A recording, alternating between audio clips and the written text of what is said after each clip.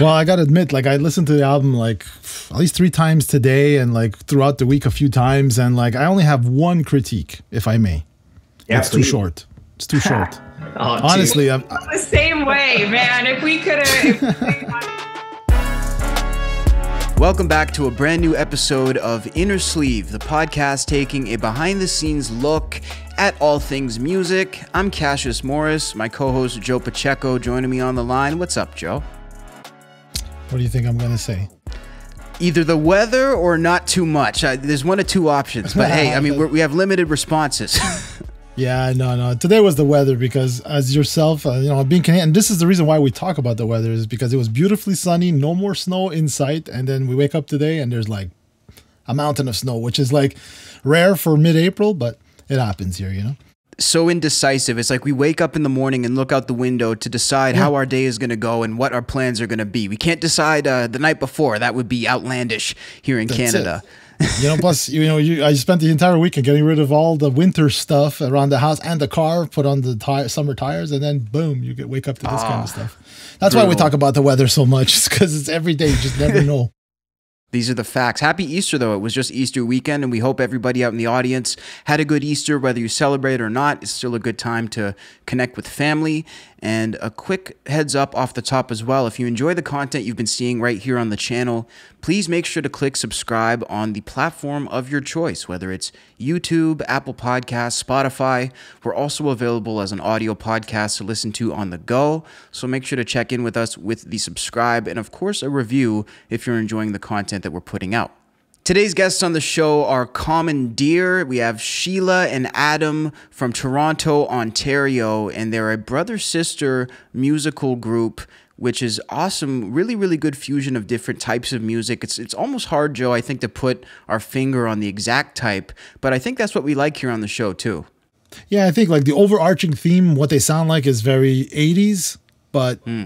with today's production techniques and all that stuff, it doesn't sound exactly 80s, but very 80s inspired, and just really good, catchy stuff, man. Yeah, it's awesome to catch up with them. They have some great tips about social media and using it to promote yourself, becoming vulnerable and honest with serious themes or personal themes in your music. I mean, there was so much that we poured over and talked about, and Joe had a great conversation with them while I was out with COVID, so he took over and definitely carried the show, so we appreciate that. Hopping into some music news, Coachella kicked off for their first round of performances for the 2022 season. Now, this is their first time back since the shutdowns. It's been long awaited, and it's been a bit of a turbulent process, all in all, I think, for Coachella this year. Is that fair to say? I think everybody's had a turbulent process putting together festivals, cancellations, dealing with people, the last minute stuff that comes on. But I mean, look at this powerhouse of a lineup, though. You have to admit, right? Still a pretty decent lineup. Now, for anybody who doesn't know about the lineup changes, the original performance was supposed to be Travis Scott, Billie Eilish, and I believe Kanye West. But actually, they ended up coming in, and of course, after the Astroworld incident, Travis Scott was removed. Kanye was brought in to replace him, and then with his recent controversies, which seemed to be never ending, he was removed. So the lineup ended up being the top 3 headliners, as you can see here: Harry Styles, Billie Eilish, and day 3, a mixture of Swedish House Mafia and The Weeknd, who are actually both on EXO management. So I believe that's the reason that they were paired together. Yeah, and it kind of makes sense, right? Like he's got that, EDM themed sort of music with 80s feel as well. I think it's a good mix. I didn't expect a Swedish House Mafia, that's for sure. It's true. It's sort of hard to anticipate. So, I mean, the one thing that I'm wondering about Coachella in 2022, it's sort of a two-part question. Number one, do you think that Coachella is making as much noise this year as it typically does? Is it as big of a deal? And also, do you think that it suffered at all in terms of publicity or ticket sales due to all of these lineup changes? Well, I don't know. That's a good question. I don't know if it's like as big as, as it always was, a game changer kind of thing. But I think so, like in the sense, like there's some I didn't expect. There was To Anyone, which is like a K-pop kind of, I didn't expect that stuff. I love the the crazy like mix up of, like I always say every episode is like the genres are so blurred at this point, like and it just works. Whereas I think initially it started off as almost like a grunge fest, right? Like kind of, or fringe It was a festival, more alternative, I think. Yeah. Yeah, you know, and then now it seems to have everything. Like, I mean, like think about it. Just Swedish House Mafia has nothing to do with guitars and like distortion, like, or alternative, right? So that's cool. But I mean, like, hey, any bad press is probably good press for them, right? So as long as everybody kept talking about Coachella, Kanye's leaving, or Kanye was asked not to perform, I think 2 weeks before it went on, right? Yeah. And I think he was also trying to bring out Travis Scott, which was a deal breaker for Coachella, which is, you know, in typical Kanye fashion. I mean, I think it's a good point, though, Joe. You know, the one thing I think Coachella definitely has going for them is they are one of the most eclectic and diverse musical festivals in terms of types of music. I mean, we've seen them having Drake headlining, and then the next day was AC/DC. I mean, they definitely like to switch it up and bring people in that you maybe wouldn't expect. But I would imagine that if you bought tickets and maybe flew there from another country to see Kanye or to see Travis, I'd be pretty upset. Yeah, and like, you know, I remember we were talking before, and actually the last couple of weeks talking about Kanye and stuff. And when we found out that The Weeknd was replacing him, and that they tried to give him a different rate, where that Kanye was for the making same spot. Kanye was making 8 million, or had requested 8 or 8.5 million. So, and then they eventually caved because they were like, "There's a week left, man. What are we gonna do?" You know, like at that point, they can't afford to change it. Exactly. So they caved and paid. But I mean, I was always impressed when Avicii and I would hear, or Swedish House Mafia, speak of the devil, they would, you know, when they play those big festivals, it's like 300 grand, 350 for like an hour set. And this is $8 million, you know, unspeakable. I mean, I honestly have to say, like, in a recession in the States when there's gas prices and stuff, I was like, should The Weeknd really be complaining that he's not getting his 8 million? But I mean, like I think has been mentioned before, you know, it costs a lot to put these shows on. So it's not like it's all 8 million into his pocket, you know? No, exactly. You have to, you know, like if you think of someone like Kanye who would normally go all out for a production, and it wouldn't just be him walking around on stage, it would be a show, right? We've come to expect that from him. Yeah, you got to rent a place to try out all the production. You have to, you know, have the crew there for a week every day, you know, so make sure everything goes smooth. So yeah, there are big costs to putting something like this together. I was thinking, like, I'm not familiar with how I see these dates here, Friday, April. So it's like 2 weekends in a row, right? So how does that work?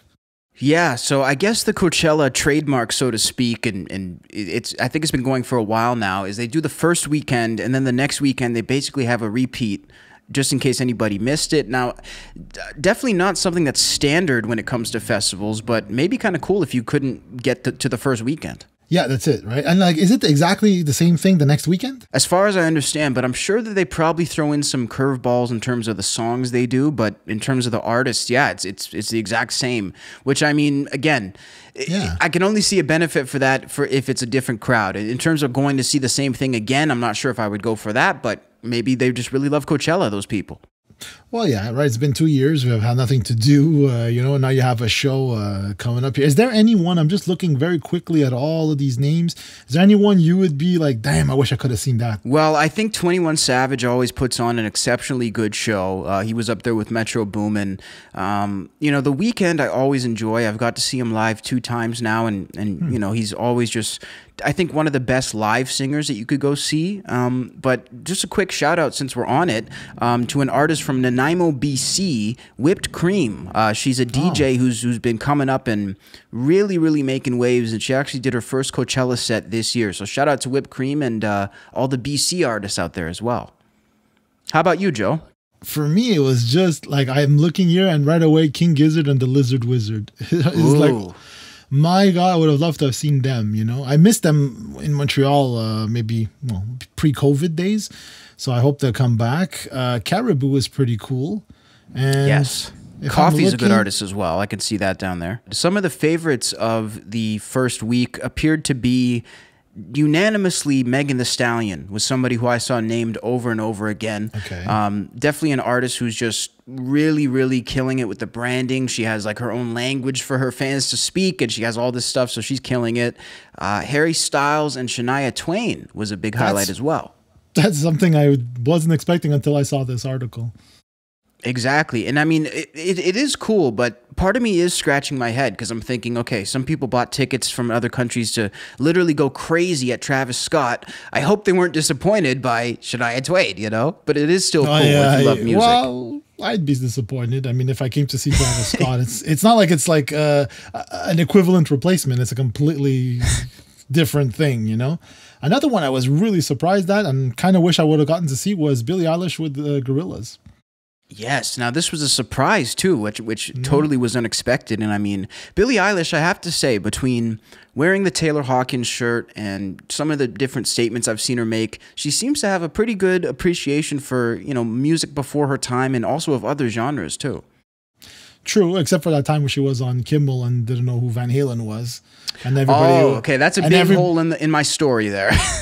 But, like, to defend a great artist that she is as well, you know, it's like, you know, Van Halen hadn't put out much stuff, you know, in the years that she was growing up. So, I mean, like, why would they know her? It's not like when we were, Van Halen was prevalent everywhere. So you would know it. But, hey, it's a gap in the knowledge. It's okay. We forgive that. What about Bieber? I think he did really good. He actually also did a performance in somebody else's set, which looked pretty cool. But, I mean, Bieber, probably one of the most relevant artists of his era still today, I think it would be fair to say. I mean, a lot of these pop singers that were around in 2008, 2009, they sort of faded away. Yeah, man, time will get you, man. Like, whether you want it or not, like, the world moves on, eh, man? Like, it's freaky when I think about some of the huge, like, even Madonna, for example, which was like Gaga, even Gaga. Look at Gaga. I mean, she's still around, relevant. She's going more into it, from what I think, more into an acting thing. Totally different career now.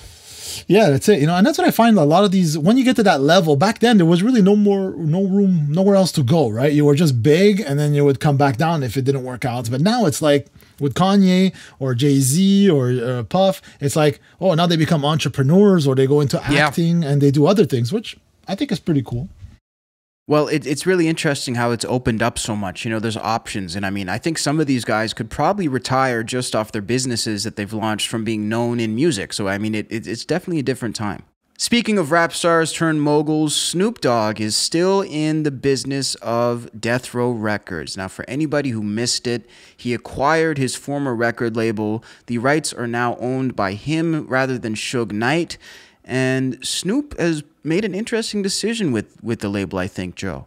Yeah, I think, like, I know we're only in April, but I think Snoop's going to win 2022. Like, it's just, I mean, from getting that label back, which wasn't cheap, and then, like, performing on the Super Bowl, and then, you know, NFTs and the Metaverse, which we're going to explain in a second, like, this guy is going to owns 2022, in my opinion, you know? Oh, it's insane. Especially the Metaverse stuff. I mean, I think it's common knowledge that Snoop is probably the biggest artist musically in that space, and it's a huge space to be involved in. And he also made an appearance at Coachella, which was cool, introducing Anita for the one of the headlining sets at Coachella, which was really nice as well. But so what exactly is Snoop's reasoning for pulling Death Row from streaming services? Well, he pulled like some of the major releases, right? So like, what are those two big albums from? All Eyes on Me, I'd imagine. Doggy Style. Yeah, Doggy Style and stuff. That's it. And the Dogfather. Oh, the Dogfather is. Yeah, so it's Dogfather and Doggy Style. Yeah, they're still available on Tidal because Tidal pays higher royalty rates. And this is what's cool. He says in this article, he says, first thing I did was snatch all the music off those traditionally known platforms because they don't pay. And that's freaky because like he's on the catalog that actually pays out. You know, like if you were an artist, you'd want to receive his royalties, and he's still saying they don't pay. Exactly. And Snoop says his latest album on Death Row made him 21 million in the Metaverse on the first day. Wow. So it's available in the Metaverse. So he's going to be putting these things in the Metaverse. So you're going to have to buy NFTs, and then you can stream them as much as you want, enjoy them as much as you want, and it actually goes to him, you know. And if you buy an NFT, well, you're also a supporter. So I'm sure there's like a utility, and if it increases in value, and if more and more people like Gary Vee, that's what he's doing. You're buying his NFT to get into VCon, right? So you can get into his conferences, right? So, and then eventually, and you'll have that for like 3 or 4 years, and God knows how many other things he's going to throw in there. So that NFT is always going to be worth something. So same thing, I'm thinking he would do, like, if you want to go listen to those albums or special remixes, or I don't know, maybe special performances, you have to go into the Metaverse. You know, if there's only a limited amount of seats or tickets, let's say, then I can turn around after I've seen it all. I can turn around and sell it to you for X amount of money, make some profit, and then you have access to this stuff, you know? So it's interesting. He's really like, this is like a major label artist taking control of his stuff. So it's definitely interesting to keep our eyes. Groundbreaking, for sure. Yeah. Now, do you think that this is going to help pave the way for other artists who maybe are not as big? Because I could see it one of two ways. Either this could be like a new, you know, groundbreaking thing that's going to change sort of the business, or this is something that's easy for him to take advantage of because he's Snoop Dogg and it maybe won't work for the next person. What would you say? 100% I'm on your side on that. Like, it's like someone like me would do it. Where's it going to go, right? Whereas someone like Snoop, he has that audience already built in. But this is like why I wanted to bring this up, is like he's still saying that they don't pay enough, you know? So it's, you know, imagine the rest of us. Yeah, exactly, right? Not everybody is, you know, has a legacy career that they can, you know, I mean, honestly, he doesn't even have to put out new music. He could still be very successful. So it's, it'll be interesting to tell. But I mean, I think that's going to be maybe the question for today. If you're watching on the YouTube version, let us know in the comments. Do you think that this Metaverse music delivery is going to take over, or is this a one-off with Snoop? Or do you like the fact that it's going this way? Maybe you hate it because you want to just get your music the way you normally get your music, and then it's like it's another subscription or another whatever, you know. So let us know in the comments for sure. We'd love to hear what you think. An exciting new project is on the way for David Bowie fans with the approval of his estate, which is a first now that it's officially been taken over, as we covered. Now HBO and Universal, in partnership with Neon Films, is going to be bringing the documentary, which I guess is going to have IMAX screenings in select markets, which is really exciting. I hope I get a chance to see something like that, to go and see it in IMAX. I mean, it's slated, they say there's no release date yet, but they say it's slated for 2023. It's, what is it here? I have, directed by Brett Morgan, who also did Kurt Cobain's Montage of Heck. I don't know if you ever watched that. It was pretty crazy. I watched that way too young and I was scarred, yes. yeah, so that was pretty freaky. So this is going to bring, you know, I mean, Bowie's universe, which is a pretty crazy universe when you think about his entire career. And, you know, it's going to be Bowie's creative, musical, and spiritual journey. And it's the first film, like you said, to be officially sanctioned by the estate. So that's cool. Now, with a guy at this level, do you think that it's one of those things where it's going to be really hard to do him justice and to make this movie really good? Or will it be really easy because there's such a wealth of material and it's friggin' Bowie? Yeah, there you go. It's freaking Bowie. And apparently there's going to be 48 musical numbers in there, remixed by people he's worked with already, right? So like Tony Visconti, sound mixer Paul Massey. So these are people he's already worked with. So like they're intimate. You know, Tony Visconti is a producer from the 80s and 90s. He worked with a lot of the stuff we know. I think maybe, if I'm venturing a guess, maybe with Let's Dance, that area kind of stuff. So I mean, he's intimate with the stuff. So like, you know, he's going to do justice. And if anything, like, I'm hoping it's like, even if it's like 20% of what we got from Get Back and the Beatles, because that's Peter Jackson with Peter Jackson money, right? Yeah, exactly. And clout. But I'm hoping if it's anything like that, it's going to be fantastic. Because like they gave him access to 35mm footage, a bunch of stuff that we've probably never seen or has at least been taken care of, right? So we're going to get some nice, let's say, like new source material, hopefully. So that's going to be interesting.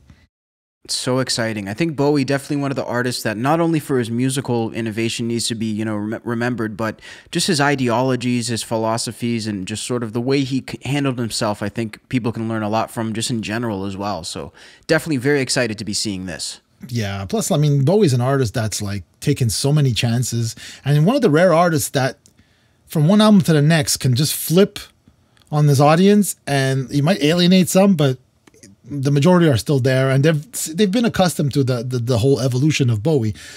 Final thing I want to say is like they're gonna explore life outside of music as well. So it's like there's also going to be like exploring his dance, painting, sculpture, video, audio collage, screenwriting, acting. I remember he was in Dune, the original Dune film. Oh, he was too. So we'll see, you know, and a couple other movies which I can't think of right now. But yeah, David Bowie. So now we're going to jump into the interview portion with Commandeer. We really appreciate them coming and checking in with us on Innersleeve, and we'll catch up with you guys right afterwards. I'm not myself, I'm kind of fucked up inside.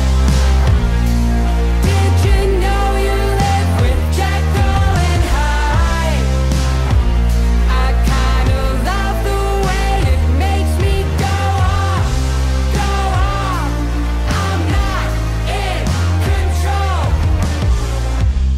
like to welcome our special guests, Sheila and Adam of Commandeer on Innersleeve to talk about the new album, Maximalist, available on all platforms, right? Yeah. Indeed.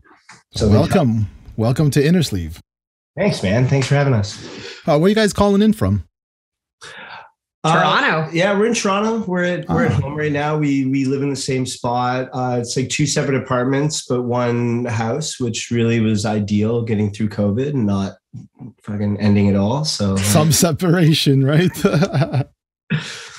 yeah, but like having each other to be able to like, rely on, and like you're not right on top of each other, but you still always got, your buddy there and your coworker, I guess, as well. So not quite as a productive pandemic as we were hoping, but I think a lot of people had that same experience. So that was okay. I would have to agree. I was a bit jealous when all this stuff happened and everybody else got to have vacation and I had to work twice as hard. It was just weird, Yeah. The output was hard, man. Like, I mean, I remember listening to some interview. I don't remember who it was with, but the artist was just talking about how inspiring they found COVID and how it was so easy for them to just get up every day and output. And it's like, wow, it must be nice. Cause getting that info from, I would love to get some. Yeah, I know. I guess like everyone else, it must have put a nice big spoke in your wheels and your plans and all the stuff you guys had going on. Oh, absolutely. It almost just ended the whole career. I mean, wow. Not like we knew we had to put out this album, but it was almost finished in terms of recording before COVID hit. And we would have probably released it like 2 years ago had the pandemic not happened. So it definitely delayed, what we were sort of hoping to do with the release and touring and everything. But it seems like the world has decided to move on. Everybody's ready to get over COVID, regardless of if it's gone or not. So it's kind of beneficial for us because we can get back to playing live again. Yeah. Well, was there a reason for holding on till now to release it? I don't mean we were not fully decided on the plan for release, and like talking with the team and our other bandmates, Liam and Connor, just trying to like figure out the best plan of action. Obviously, everything kind of changed when COVID happened and everyone went into damage control mode and everything really stopped. And then as things began to open up, there's obviously a bit of a pecking order when it comes to everybody vying now for like the same streams, the same playlists, the same shows, the same venues. People are using festival lineups from like 2 years ago. So it's like, it just took us a little while to kind of figure out exactly what we wanted to do. And, we landed on releasing it independently and just kind of letting it ride and trying to get back just into the fold a bit and, let people know that we still exist. Yeah. Well, I got to admit, like I listened to the album like at least 3 times today and like throughout the week a few times. And like, I only have one critique, if I may. Yeah, it's too short. It's too short. Honestly, I'm the same way, man. If we could have gone to the studio for a few more, I mean, to be honest, like probably just a purely budgetary issue, like especially with not really bringing anything in over the pandemic.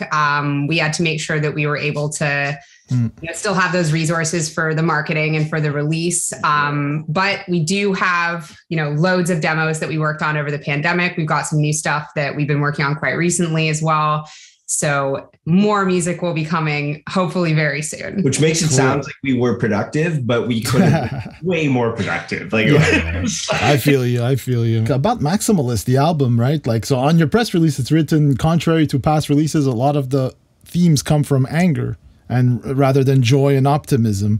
And I love the bluntness of everything. That's what I love about it. Like it's like the music is like happy-ish, like 80s vibes, all good. But the messaging is like straight in your face, like we don't beat around the bush around here. So just like tell me about like the album, the themes and stuff. Sure. So this was the first album where I really had almost total control in terms of the lyrical content, which was really exciting. I found it hard. As much as I love co-writing, it's harder to try to capture other people's experiences and to try to integrate that into music. And it was a lot easier to not sort of have that concern and to be able to write fully from myself. And I don't think that the guys feel like it doesn't sort of represent them in any kind of way. But, I also do most of the lyric writing, and so that makes sense. But what were you gonna say? No, I mean, I was just gonna, yes, but spite is the greatest motivator, no matter what. Yep. As love is wonderful, but nothing really kind of drives you in the way that anger and resentment and spite will. And it shouldn't be that way. And we do our breathing exercises and our yoga and our therapy. We try it, and our meds to make sure Our therapy. we don't go to therapy. Who are you? But I the collective we. Yes. But it's not. Nothing quite, inspires in the way that those emotions do. It's true. And I think that, spite and anger and frustration, especially with some of the tracks like Guts and Cruel Unusual Punishment, like those are a lot about being in the music industry. I mean, I've had some really incredible experiences over the years, but I've also had some really shitty experiences, and it's felt very isolating as a woman in music. I mean, I'm sure that's not the first time you've heard someone say that, but it does not feel like things have really changed over the time that we've been doing this. And that's almost a decade now. And you would think that they have, because people are, talking about these issues more frequently, but that doesn't really seem to translate into action. So that was, definitely a big theme there. Mental illness, obviously another huge theme. I have borderline personality disorder, as well as some other, colorful assortment of maladies. And it was really, really fun to be able to write about that. And I appreciate what you said about sort of the bluntness. I had a friend a while ago who asked me, like, are you ever gonna write about anything in a way that isn't just like super straightforward? And I was like, probably not, because I don't know. I feel like I write how I speak and sort of how I think. Yeah. You got to be you, like you can't, force it, right? You'll know right away that it just doesn't come across as well. It's true. Being from like a production background, I'm just curious, like how you guys do it yourself, produce, mix, write, like how does that work? So our producer / very good friend, Luke Rose, we did all but one of the tracks out of his home studio. His home base is in London, Ontario. And he hasn't been doing it for a very long time. And he's certainly not the CV isn't necessarily as long as some other producers in Canada, but he's got a great ear for this kind of stuff. He's got great gear, which, is important. And I think he's a vocalist as well. And working with Sheila, I think that he brought out better vocal performances with her than we'd ever really gotten before. Yeah. And like, if there's one thing, barring everything else, that you really want to make sure is really tight, it's that vocal performance, especially for the kind of sort of all poppy music that we're doing. So, I mean, as long as that is working, I think that, it's a really good relationship. Yeah. Sure. I mean, Luke, in terms of being pushed by a producer to kind of go beyond my comfort zone, like there are times where he'll get me to do something and I'm just like almost embarrassed about how I look while I'm doing it. Cause I'm like, this is ridiculous. I'm pushing my vocals in such a way. I look ridiculous right now. And he's so good for, lessening that kind of self-conscious feeling, or even if I still feel self-conscious, it's like, just do it anyway. And the final result is always amazing. So I feel like having the chance to build that relationship and that trust really comes through in the album. That's great. Well, I know from my perspective, like mix-wise, quality production was like stellar, really good. Yeah, and so I should shout out as well our mix engineer Jay DeFore, who's CV, like the albums he's worked on is a mile long. I mean, you can check out all of this and all over the place too when it comes to genre. And he again, it's so cool, like giving something to him, and we don't do any more than like one mix edit after that. It's like, we'll get one back. It sounds great. Oh, wow. I have a couple notes and then that's it, which is like a really, really nice feeling that we don't have to kind of squabble over and get all precious about like individual little mix notes. Cause he really he's got the touch for it for sure. So that's awesome. So there's like no more me factor, right? Like a lot of people will be like, can you raise the bass? Can you raise the drums? Right. No, I mean, he really he serves serves the song with his mixing every single time, and it seems to satisfy everyone in the band, which is great because you got four personalities with pretty strong ideas of how they want things to go, but we always seem to agree on his mix. I don't like you. I don't like you, boy. So why am I still here? I don't like you. I don't like you, but I'll wait till you disappear. Speaking of the band, like for our viewers and our listeners who may not be familiar, what's like the origin story of Commandeer? Well, yeah, it's been like a number of outfits through the years, like with different members that we've had past and present, kind of like being in various forms of what it is now. We were for a very long time in like our past albums, a 5-piece, and just before like the release of this album, we lost our dear friend and ex band member Graham to just life, and he's moving on. He's got a kid on the way with his beautiful wife Robin, and they've got a lot of future to do, and it's just all time consuming. And if it takes a certain level of dedication that I completely understand when people have to kind of like Call it. take a step back and be like, you know what, this was great and the road was great and everything was awesome, but now it's time to kind of be an adult and sort of move on with life. But yeah, so now it's the four of us. Sheila and I are siblings, and then we've got the Farrell brothers, Liam and Connor, bass and drums.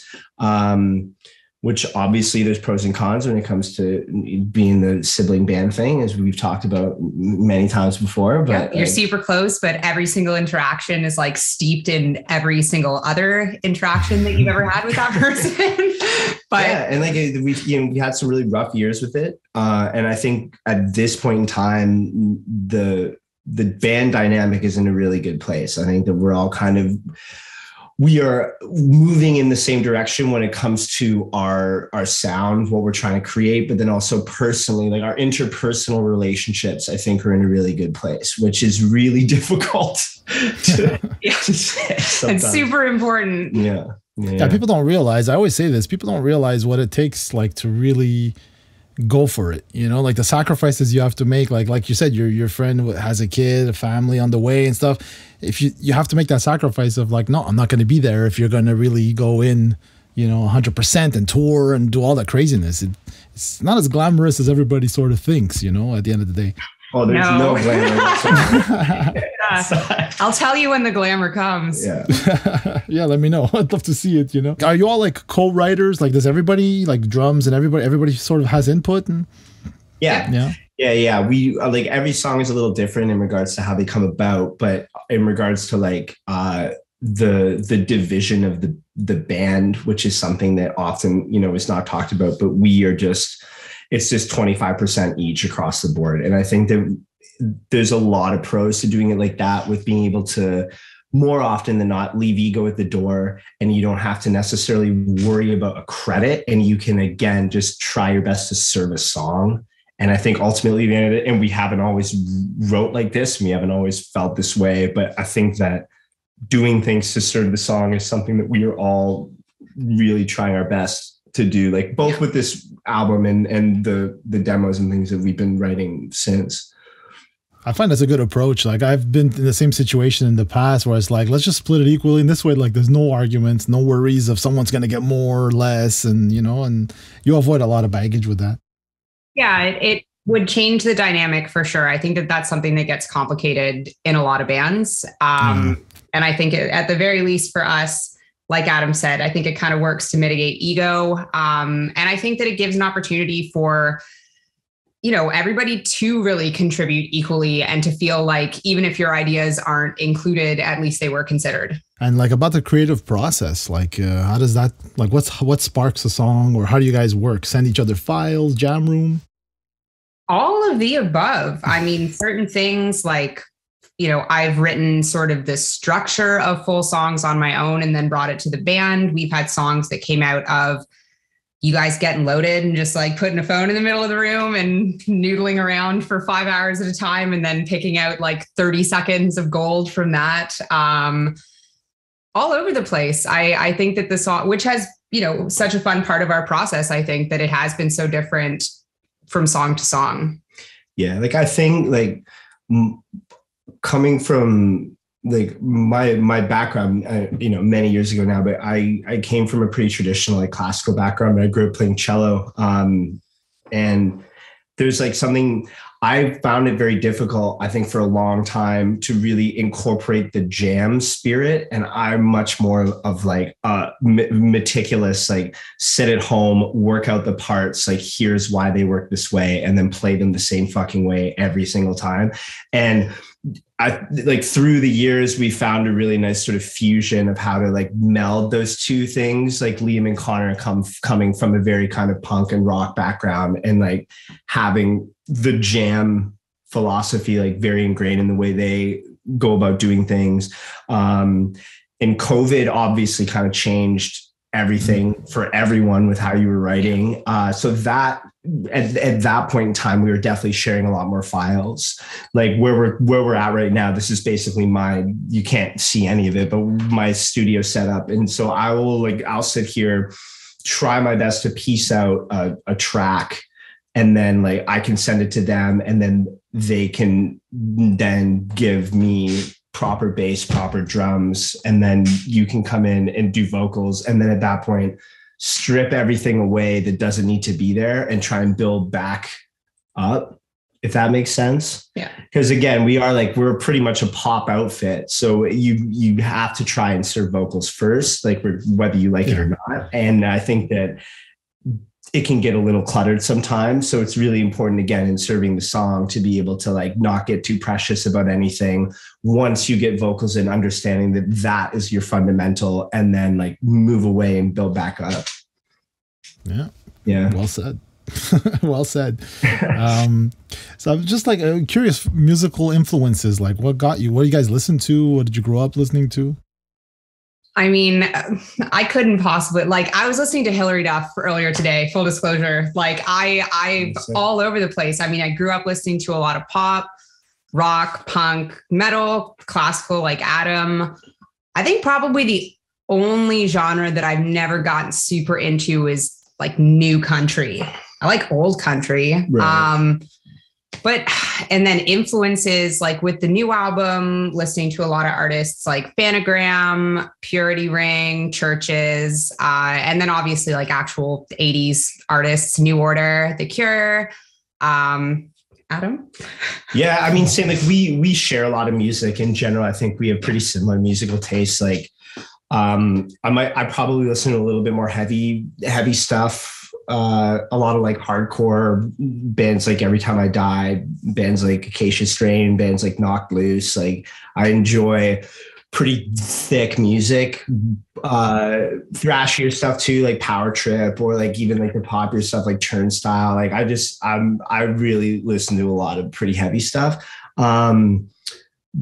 But yeah, then again, like I'm still listening to classical. I love pop music. I love indie music. New country's probably also the only. But again, I don't know. I don't even remember what it was, but I found myself listening to some new country album the other day, and just really, it was hitting me right in that moment. Like I just sometimes it do hit right. Yeah, I don't know, man. I think it's important to be open to all of it, because like not every experience in life is going to pertain to that one kind of music you want to listen to. And I think the more kinds of music that you listen to, the more emotionally accepting you'll be of how it plays into life experience.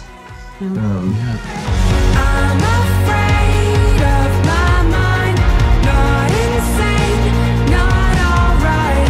I can change, but 90 days won't make me better. You guys have like an 80s, pop sound, like, and I noticed that, The Weeknd sounds like 80s, stuff, synthwave and all that stuff. And I noticed it's I grew up in that era, so I know that it's like, it's all coming back again. But like, why do you think like that what's so special about the 80s that like so many people are incorporating in? It's cyclical, man. Like I think that we've run out of shit to do, and like there's gonna be like you're gonna get the crossover, and you're always gonna have hybrids depending on what else is going on. But like it was like the 60s for a while with like Fleet Foxes and like that new folk, and then it was the 70s after that with like Tame Impala and like kind of that almost like new Beach Boys sound, and then the 80s was what we did, and then like 90s grunge came back, and like then we went back to 80s, and it's not just in music, it's in full culture. It's like, well, what's really popular, right? So now we'll do shows like Stranger Things, and then it's like, okay, well now it's the 90s, so we'll do Yellow Jacket, and we'll inundate it with like all of these old tunes from the 90s, and like everyone is going to get super stoked on this, and like I don't know, it's like culture informing life, informing culture. And I think, I mean, I know I'm not the first person to say this as well in terms of like post pandemic, but I've seen a lot of people talking about like that 80s influence coming back now, and also that like mid 2000s emo blog house, like indie sleaze as well, which is like the fashion. But I think that, you know, a lot of people are attributing that to like 2 years stuck inside, and people are feeling time to embrace that hedonism, like 80s style. Yeah. and the angstiness, like those, like and again, we grew up on bands like MCR and The Used and like you know, Dashboard and like all that kind of stuff. Oh yeah, pop punk is also back. And you can't, I don't know, I think that it speaks to every angsty teen. I don't care when you grew up, it really kind of speaks to everyone. And now that has really had a resurgence. And I think there's now we're angsty adults. Yeah. And then you've got like a lot of influence of that music that's like bled over into SoundCloud rap, and like a lot of artists like Juice WRLD and stuff using like what is essentially like, or even back to like Lil Wayne, like all his guitar stuff is very like pop punk Blink-182 centric. And obviously then Travis Barker working with people like MGK, and that influencing like an entire subculture of like new emo. I feel like at the time people were not ready for Lil Wayne's rock album. Like the people just were not, you know, he was ahead of his time. Today, I think it would be super successful, but. Yeah, I love the fact that like when I growing up, like it was like you liked Pantera but you couldn't like the Beastie Boys or something like that. It was weird. I'd get crap for that. I'm like, what are you talking about? I love it all, you know? Yeah. And I love to see that the lines are so blurred at this point. Like it's, you know, plus with Spotify, right? You can find anything you want anytime, right? So like there's no more like, I think like the whole period of genres, like the 80s is going to eventually just blur out into just music. It's everything, right? You mentioned the music industry. Is like, what's one thing you would change about the music industry? I know one. Maybe if you have two, it's fine there. But I think it would be cool if we got like development back. Like I think because like I'm not anti-streaming. I think like there's a lot of pros that come with the way things are done now, and it's really cool that some nobody from nowhere with no gear can like blow up. I think that that's really neat, but. Now that everything is quantifiable, and now that we have numbers for everything, nobody's willing to take a risk anymore. And nobody's looking at a band and being like, oh, you know what? They've got that thing, but they just don't have it yet. So we're going to develop them. We're going to like sink money into them to allow them to not have to work. They can work on this craft, and we will help design them with our team and give them this brand. And now you got to know how to do that yourself. And like, if you don't show up with your millions of streams and your hundreds of thousands of Instagram followers, nobody's going to give you a second look. And I think that is pretty difficult. Not sometimes. To be cynical, but I feel like the artist development is now just in the form of those people's parents. Yeah, I mean, fair enough. Like, that's well said, you know, and for us, like, you know, we're not kids anymore as much as we like to think we are, and we didn't hit that wave at the right time. We're now like, I mean, we hire people to teach us things that 12-year-olds just know when it comes to social media, and we have to know them in order to like even stand a chance. But it doesn't come naturally to us. Yeah. Like it's something that's really difficult to try and like learn how to do properly and like really brand yourself. And I think that speaks to, sorry to cut you off. No. Obviously, like outside of what I mentioned earlier with just like the sexism and misogyny and all that, like I do wish that social media wasn't such a huge part of the music industry. And I know that it is the way that it is. And it's like that with pretty much every job nowadays, but it is a lot of work. And I find it very draining. And, you know, if you haven't like tweaked the algorithm or whatever, like it's basically for nothing. I mean, you're putting in all of this work and you're not really getting the returns that you sort of expect that you're going to get. But it's like, well, there's no reason to have that expectation because a lot of people just don't get that visibility. But at the same time, when they're in their late 20s and early 30s. Yeah. So that's true. If you want to look at younger people. It's funny because like people used to, like I was part of that clique that used to complain about labels and stuff back in the day. And now that we have no like gatekeepers technically to release stuff, but they were there for a point, man. Like there was a good, like you were saying, where they would take a chance on an artist that today they would no one would take a chance on this artist, right? Like they know that 5 years, maybe 4 albums in is where they're going to be like magical, but like no one's willing to take that chance anymore, like you said, because the numbers are it's all about numbers. And I don't like I don't know it. I couldn't say whether or not it's the culture informing the labels more or less now than it was. Like I feel like before it was way more like there were only so many places you could go to listen to music, and there's only so many people telling you what music you're going to be listening to. And they're the ones that are essentially saying, this is what's cool and this is what you want. And I think there's a little bit less of that now, or at least you have so much more option when it comes to where you are consuming your media. Yeah. In a way, you like have more option, but also at the same time, like one option, if that makes sense. Yeah, I see what you mean. Yeah.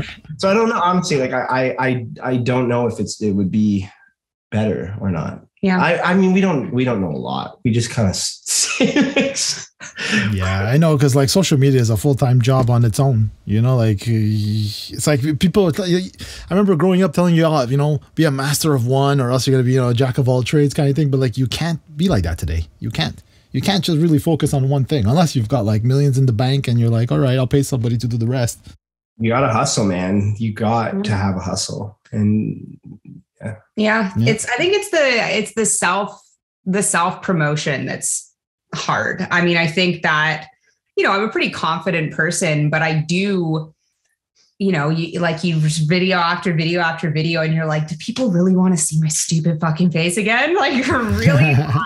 Yeah. But people love, from what I've heard, the audience, the consumer, they love relatable material, and but they equally love aspirational. So it's hard to strike that balance of, being someone that people can see themselves in, but also trying to be someone that people want to be. And then all the while trying to do all of it authentically. Good luck with that, right? It's hard. Is there a dream venue or like event, like a festival that you'd love to play at, or even like an opening slot for, or co-headlining with another artist? Probably like Red Rock Amphitheater or the Triple Rock, just because that NoFX song. I mean, open. I don't know. What do you got?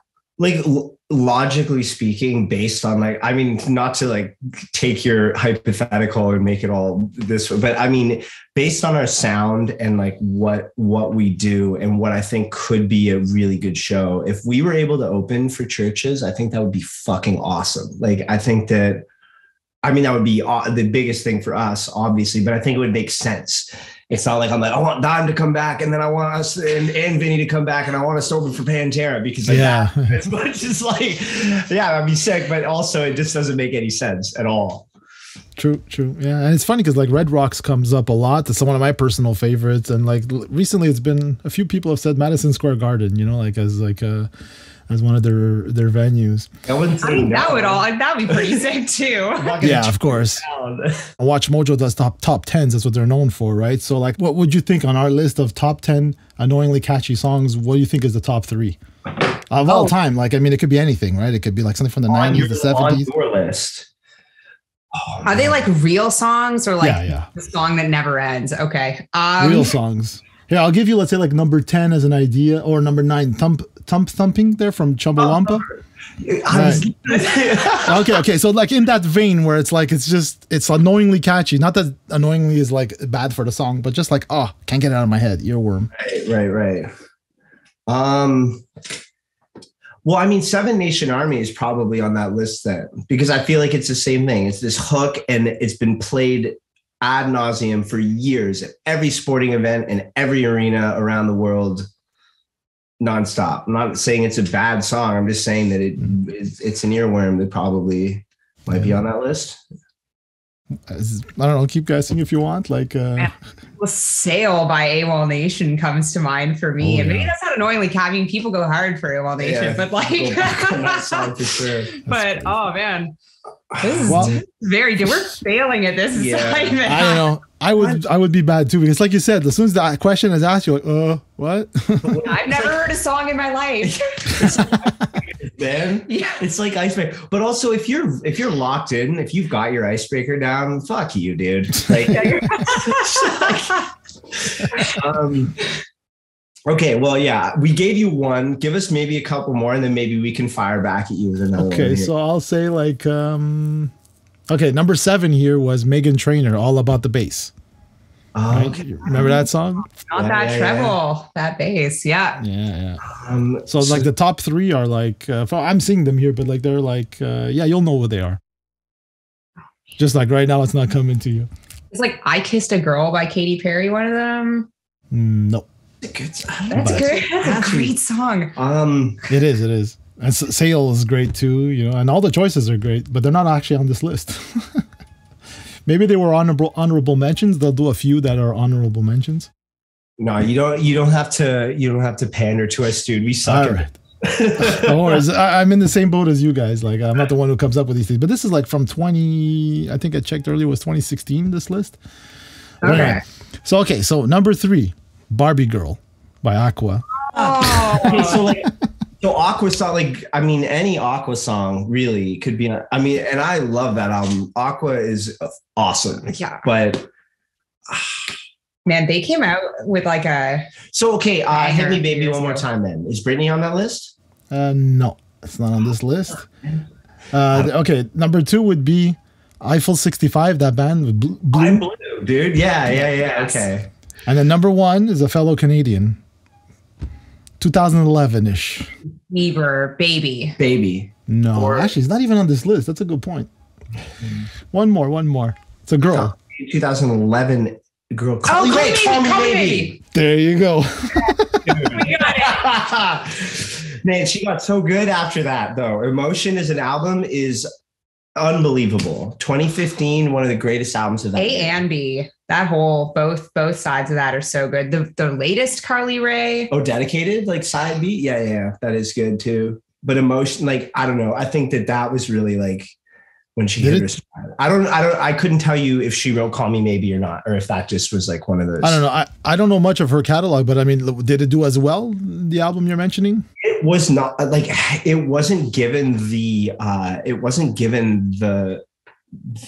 what's the like machine treatment that it should have just gotten. wasn't given it wasn't given the marketing that it should have. And like, obviously being like right down the middle of the road pop, if you don't come out the gate and you don't get those numbers right away, it's going to flop commercially. And I think like critically, it's a pretty cult album. Like, it's not a hot take to say you like Carly Rae Emotion, but like, I think that it didn't do as well as it should have commercially speaking. I mean, I still feel like none of what she has done, and I don't know why that is. And fuck, don't quote me on this because I don't get me wrong, but I'm pretty sure she moved over and started working with Scooter Braun at that point, like after Call Me Maybe, before Emotion.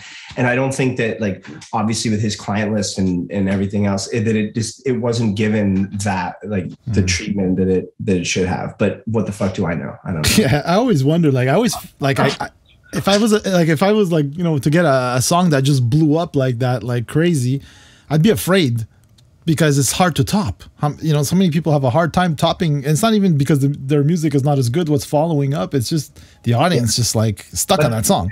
I don't care if given the opportunity. I'll take that problem.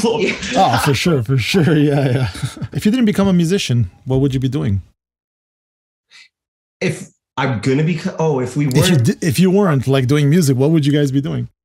I mean, we're kind of doing that already, sort of simultaneous paths. You're going to school for behavioral science. Specializing in autism. Like if music doesn't work out, I want to work with adults with autism. Yep. And then I'm in the middle of a master's degree in professional communication and reapplying because I did not get in to law school. I'm going to go be an entertainment lawyer and stay in the music industry. Finally, someone we can trust, right? I wouldn't say that. I'm trust any of them, man. Yeah, seriously. But so I just wanted, like, what's up? Are you guys any gigs? What's up for 2022? What are your plans? Yeah, we got a couple things on the docket. We're opening for Jesus Jones next month at the El Macombo, which is going to be super exciting. May 15th. May 15th. And then I don't know if the other show's been announced yet, but stay tuned. We'll be in wine country. Oh, yeah, sure. Oh, that's the hint. Yeah, opening nice. for another great Canadian band that I used to listen to quite a fair bit. Nice. And we then gotta check. We don't really. And then all those demos you have, right? Yeah. I feel like we're just now. This shows are just now starting to come in. Like our agent is like finally been like, like give me your availabilities and I'll get out there. So this is like within the last week we've started getting these shows coming in. So I think we're gonna have a lot better idea of what the summer is looking like in like a week or two. But there's gonna be some shows. Yeah. We're gonna keep writing, keep working on tunes, keep making fun content for social media. Oh yeah. Favorite thing. No, I will say shout out to our social media managers, Alan Summer. They are the real MVPs of this release campaign. And it wouldn't have been, anywhere as fun.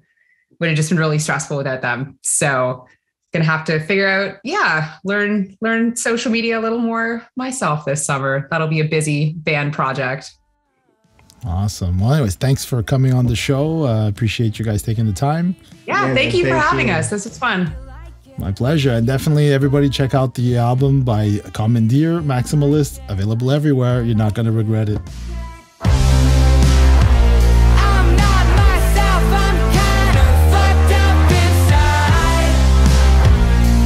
Did you know you live with Jekyll and Hyde? I kinda love the way it makes me go off. I'm not in control.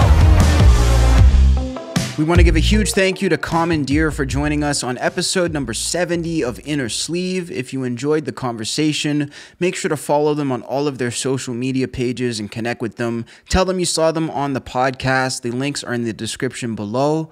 And also make sure to subscribe to whichever platform you're currently tuned in on, whether it's YouTube, Apple Podcasts, Stitcher Radio, Spotify.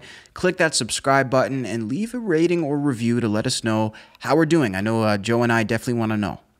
Yeah, totally, man. Let us know, even in the comments as well. And we'll definitely, take it into consideration and plan future episodes. 100%. We also have our community tabs, which is the best way for you guys to let us know what you want to see and hear on the show. We put up polls, awesome fun questions, and on this day in music. So make sure to go subscribe and check us out for all of those exclusive features. We really appreciate you guys checking into this episode of Innersleeve, and we'll catch you next week.